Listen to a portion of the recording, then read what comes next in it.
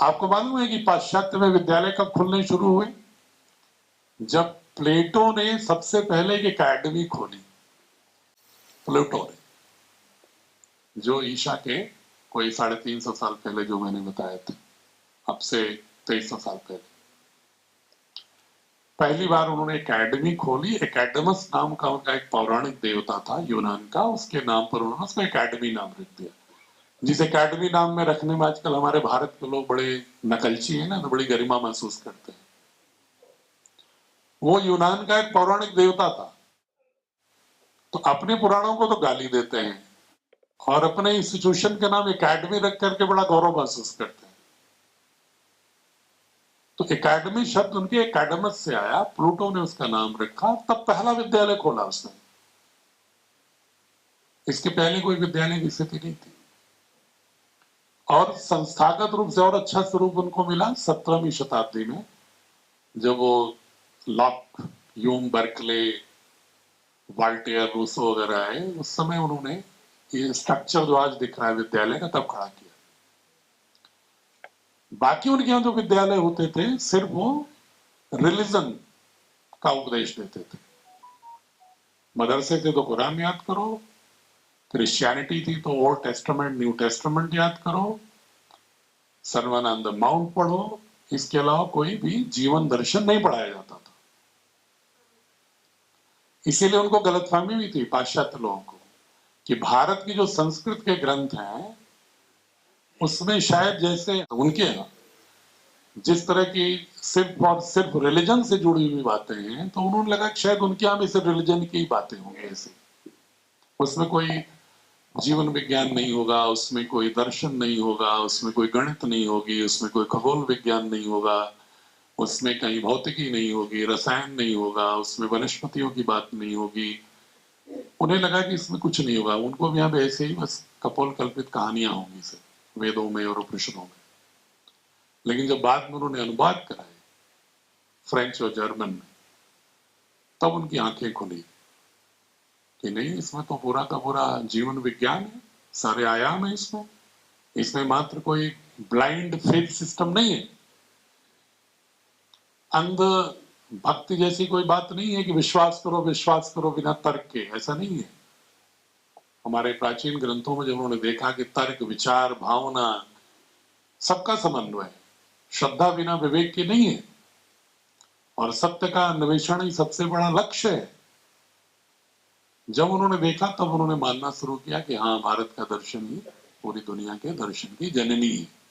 और ये भारत का जो वैदिक साहित्य है, दर्शन है, ये कोई सेक्ट नहीं है, कोई पंथ नहीं है, बल्कि वास्तव में धर्म है, जो जिस रूप में भारतीय लोग धर्म को परिभाषित करते हैं कि धारित इति धर्म, जो धारण करने वाले योग्य हमारे जीवन को जो मूल्य बोध होते हैं, वो धर्म है हमारा। कोई ब्लाइंड फेथ धर्म नहीं है भारत का। कभी वहां ब्लाइंड फेथ था।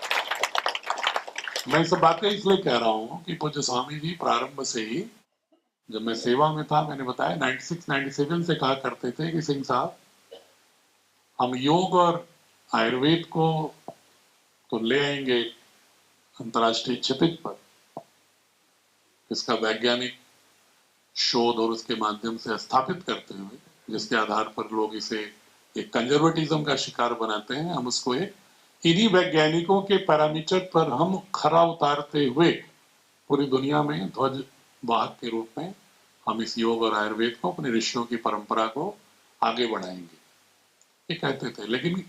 लेकिन ये पूरी तरह से रूपांतरित तभी होगा जब स्कूली शिक्षा में इसका प्रवेश होगा।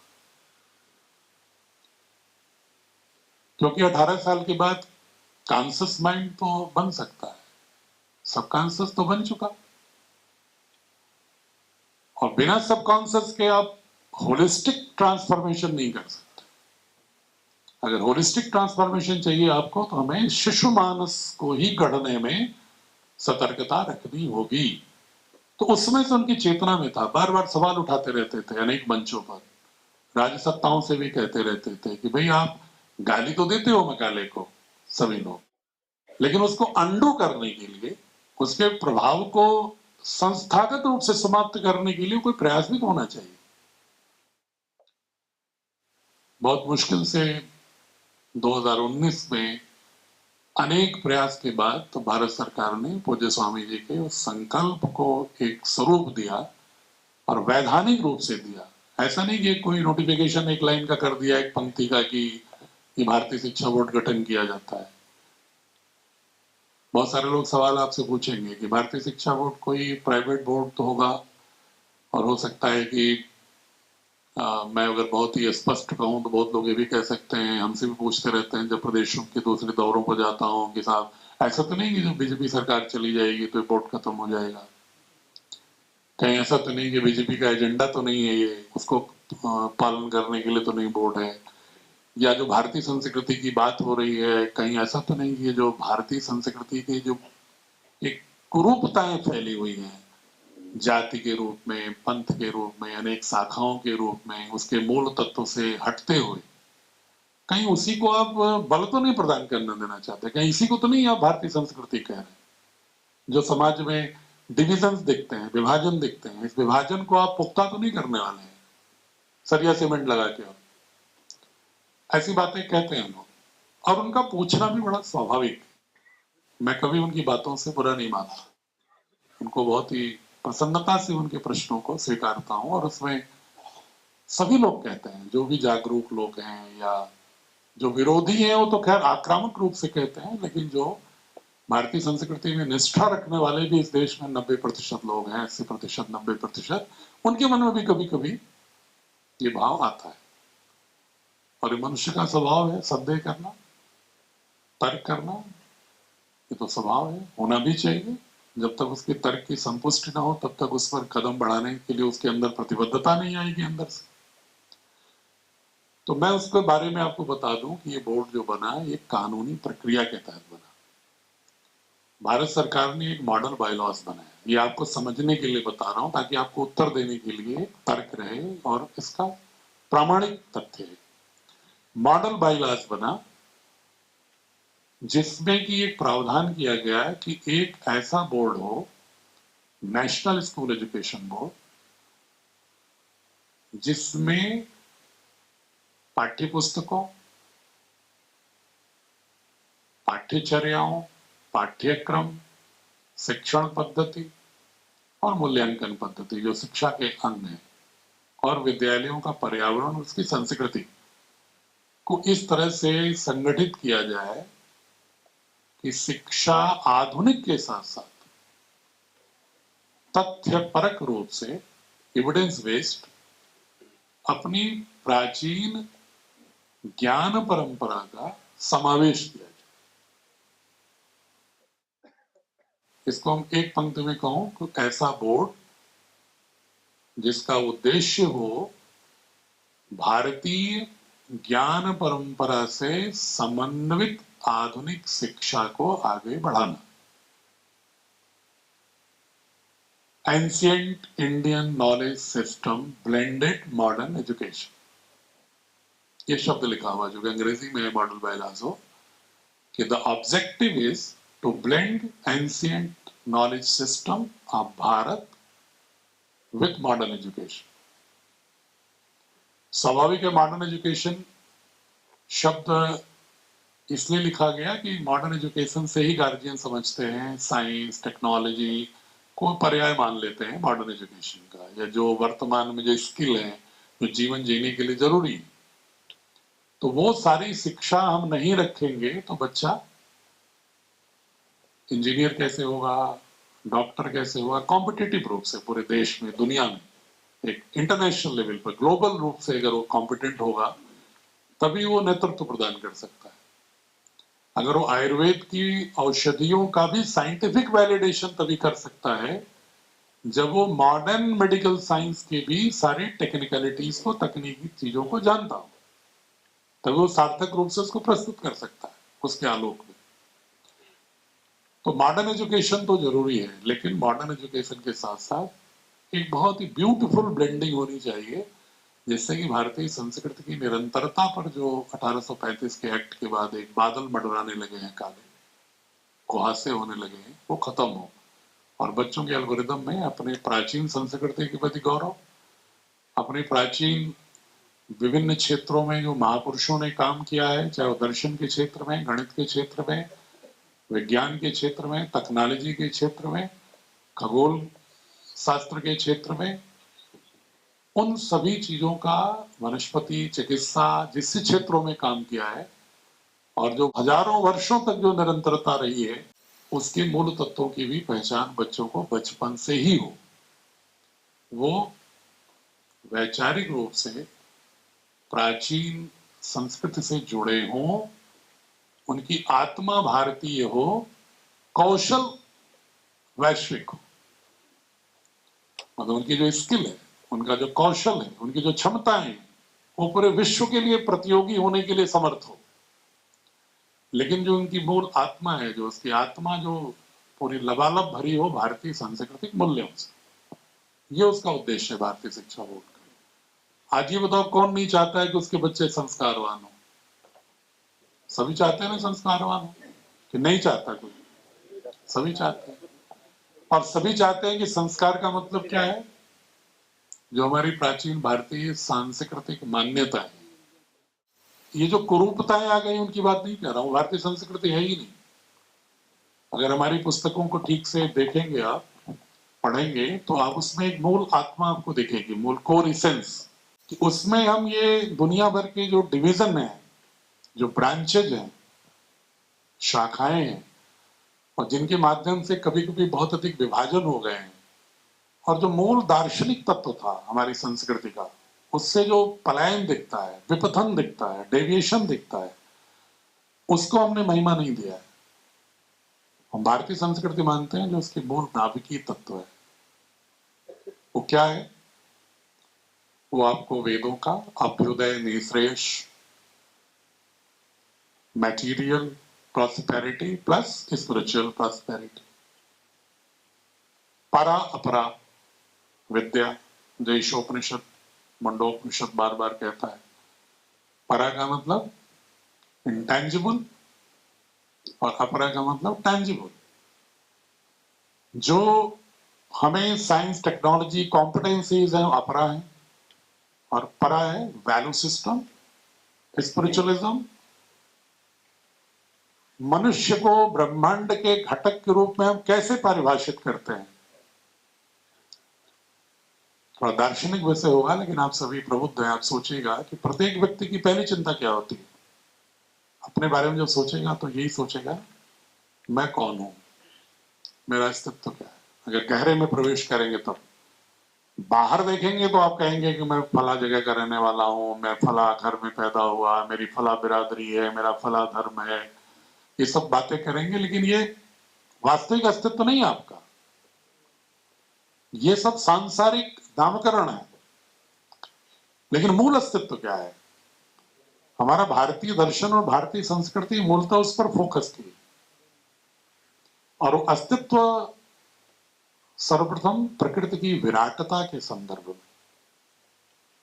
में, एक विराट प्रकृति है, उस विराटता के संदर्भ में हमारा अस्तित्व क्या है? क्या हमें सारी प्रकृति हमें भोगने के लिए बनी है, क्या हम उसको एक्सप्लॉइट करें, या हम पूरी प्रकृति के हम भी एक अभिन्न हिस्से हैं? ये मौलिक अंतर है। ये बहुत लंबा नहीं बता रहा हूं आपको, बस मौलिक बता रहा हूं। भारतीय संस्कृति मानती है कि हमारा जो अस्तित्व है मानव का भी, वो समूचे ब्रह्मांडीय अस्तित्व का एक अनिवार्य अंश है, integral part of the whole cosmic holistic system. और जो पाश्चात्य दर्शन के लोग क्या मानते हैं कि प्रकृति हमारी दासी है, प्रकृति का जितना उपभोग करना चाहो अपने सुख सुविधाओं के विस्तार के लिए कर सकते हो। फ्रांसिस बेकन नाम का एक फिलोसोफर आता है 17वीं शताब्दी में, ब्रिटेन का, और वो इतना इस बात को प्रचारित करता है कि पूरी साइंटिफिक इनोवेशन और डेवलपमेंट सब उस फिलॉसफी पर आ गई कि yes, exploit the nature to the extent possible, जितना कर सकते हो उतना दोहन करो उसका, प्रकृति का। और उसका क्या हो रहा है आज? पूरी पृथ्वी ही, प्लेनेट ही खतरे में हो गया है। पूरी दुनिया रो रही है, क्लाइमेट चेंज, कार्बन इमिशन, ये रो रहे हैं सब जगह, कहीं पेरिस एग्रीमेंट हो रहा है, कोई क्वाटो में हो रहा है, कहीं क्योटो में, कहीं कहीं हो रहा है, कहीं कहीं हो रहा है। और धीरे धीरे सब मानने लगे हैं कि ये तो धरा ही समाप्त हो जाएगी अगर ऐसे ही हमारा चलता रहा प्रक्रिया। तो समाधान कहाँ है? समाधान है ईसा वाष्यविदम सर्वम यत् किंच जगत्याम जगत तेन तक्तेन भुंजेता मां गृधः कस्य सिद्धनो। दो वाक्य ना, एक श्लोक मंत्र, ईशोपनिषद। इसमें पाश्चात्य की सारी विकृतियों का समाधान है। ईसा वाष्यविदम सर्वम यत् किंच जगत्याम जगत, संसार में जो कुछ भी है ईश का स्वरूप। इसका मतलब we all are having undifferentiated oneness. एक बिल्कुल ही एक कोई विभेदक है ही नहीं, हम उसी के अंश हैं। ये भाव होना चाहिए पहले। फिर कहा तेन तक तेन भुंजेता,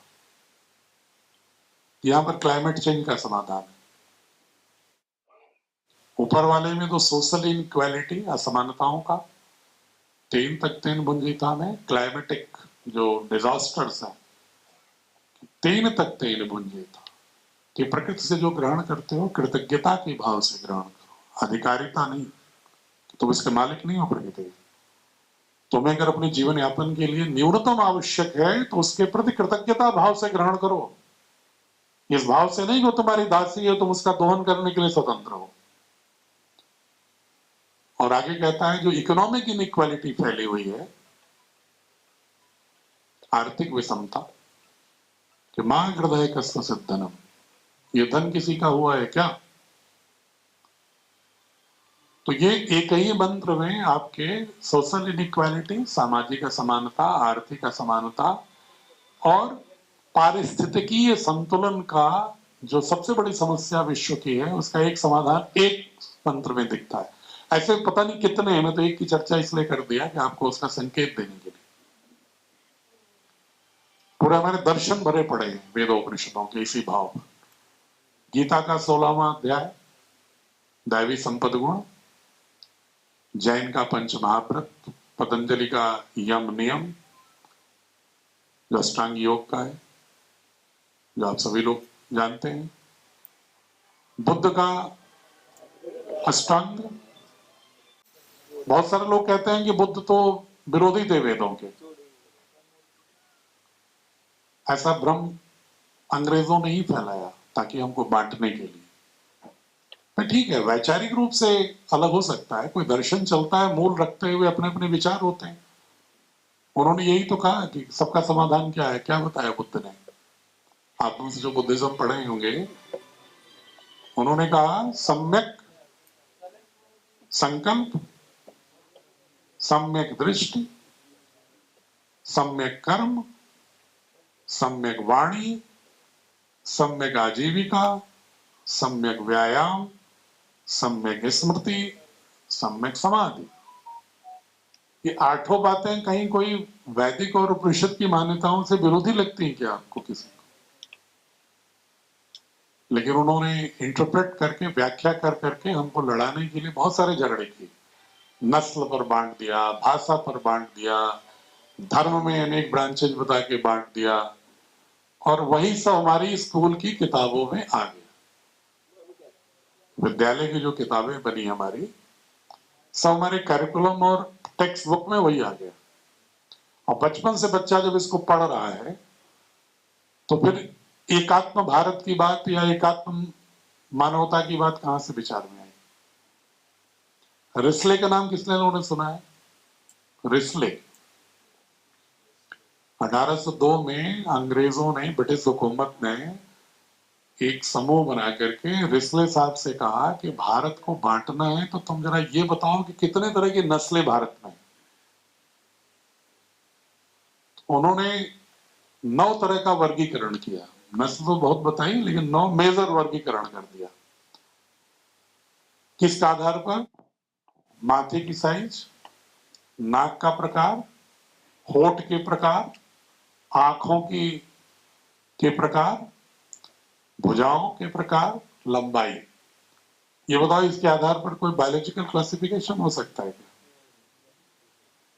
और उसको कह दिया कि कोई ये सिथियन आर्यन है तो कोई कह दिया इंडो आर्यन है, तो किसी को कह दिया ईरानी आर्यन है, किसी को कह दिया ये ऑस्ट्रेलाइट द्रविडियन है, किसी को कह दिया कि ये तो निग्रो द्रविडियन है, किसी को कह दिया आर्यन द्रविडियन है। और अगर उनको मैं अक्सर ये बात कहता हूं, जितने लोग यहाँ बैठे हैं ना कहीं भी, अगर उनका हम दे दें क्लासिफिकेशन आपको, तो आपको यहीं पर सब लोग अलग अलग नस्ल के हो जाओगे, आदमी रहोगे अगर उनका मूल्यांकन देख लो। तो इतने वाहियात जिसको कहते हैं, इतनी रद्दी की टोकरी की रिसर्चेज को हमने अपनी किताबों में डाल रखा है। अभी भी ग्रेजुएशन पोस्ट ग्रेजुएशन में पढ़ाया जा रहा है इसको, और उसकी छोटी छोटी छौंक स्वाद हम नीचे की किताबों में भी रखते हैं उसी भाव को। दूसरा, उन्होंने जिम्मेदारी दिया ग्रेडसन साहब को कि तुम भाषा के आधार पर देश को बांट दो। तो उन्होंने भाषाएं बोलियां हमारे यहाँ भिन्न भिन्न हैं, इसमें दो राय नहीं।